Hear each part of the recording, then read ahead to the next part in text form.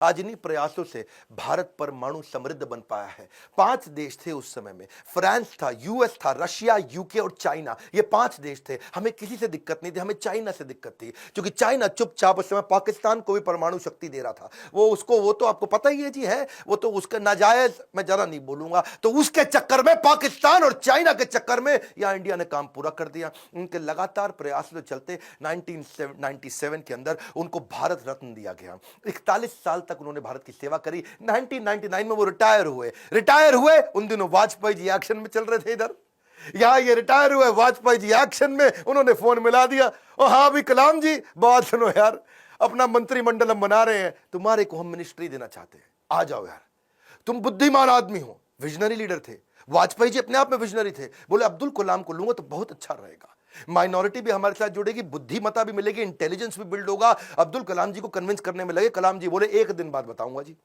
1 दिन बाद कलाम जी ने फोन कर दिया कि जी मैं अस्वीकार करना चाहता हूं, और मिल करके फिर जाके बोला कि मुझको एक नई पीढ़ी तैयार करनी है जो भारत को विश्व गुरु बना सके। एक नई पीढ़ी तैयार करने के लिए मैं कॉलेजेस में पढ़ाना चाहता हूं। अपनी टीचिंग के प्रोफेशन के लिए अन्नामलाई यूनिवर्सिटी तमिलनाडु साउथ वापस चले गए। अगली बार यहां तो सब ठीक हो गया, अब जब राष्ट्रपति बनने का समय आया 2002 में, कई लोगों का नाम आया, बहुत सी चीजें आगे पीछे हुई, और उन्हीं दिनों जब वो नाम आया तो फिर से यहां घंटी बजती रही इनके ऑफिस के अंदर, कलाम जी के। और जब ऑफिस में घंटी बजती रही, किसी को नहीं पता चला, तो किसी ने, इनके वाइस चांसलर ने इनके यूनिवर्सिटी में जाके भाग के कलाम जी को बोला, अरे कलाम जी आपके यहां प्रधानमंत्री जी का फोन आ रहा है बार बार। कलाम जी गए, उन्होंने फोन उठाया, तो नमस्कार, बातचीत शुरू हुई। तो वाजपेयी जी ने कहा, देखिए एक रिक्वेस्ट करूंगा, अब मना नहीं करना, पिछली बार आपने मना किया था, अब नहीं करना। तो कलाम जी ने पूछा, कहिए क्या रिक्वेस्ट है। वाजपेयी जी बोले, हम आपका नाम देश का राष्ट्रपति बनाने के लिए रिकमेंडेशन देना चाहते हैं, आप हाँ कर दीजिए। अब्दुल कलाम जी मुस्कुराए और बोले 1 घंटे का समय दीजिए। 1 घंटे के बाद वो वापस गए, उन्होंने फिर फोन किया और स्वीकार कर लिया। बोला ठीक है, मैं इसके लिए तैयार हूं। अब कलाम जी का राज्य अभिषेक होना था, जैसे भगवान राम का राज्य अभिषेक हुआ 14 साल के वनवास के बाद में।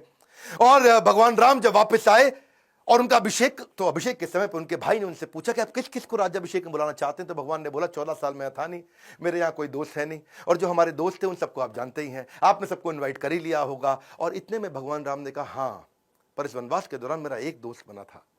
वही शुरुआत के जो साल थे, उन दिनों एक नाविक हमें नदी पार कराया करता था, केवट। वो केवट ने हमारी बहुत मदद करी है, वो हमारा मित्र है। उस केवट को बुला के लाओ राज्याभिषेक में। और केवट को लाके सबसे आगे भगवान राम के उस राज्याभिषेक में बुलाया गया था। ठीक उसी प्रकार जब अब्दुल कलाम जी से पूछा गया कि अब आपका भी राज्याभिषेक हो रहा है, you are going to become president of India, और कलाम जी ने कहा, आपने जिस जिसको बुलाना था सबको बुला लिया है। मेरे 2 ही मित्र हैं। जब मैं साउथ में रहा करता था तो उस समय एक मोची, जो मेरे जूते बांधने में फटे जूते होते थे, उसने मेरी बहुत मदद करी, वो मेरा मित्र है, उसको बुला लीजिए। और एक ढाबे वाला जिसने उनको खाना खिलाया और कभी कभी 2 रोटी एक्स्ट्रा भी खिलाई, बोला उनको दोनों को जरूर बुला लीजिए। विनम्रता के उदाहरण खत्म थोड़ी होंगे।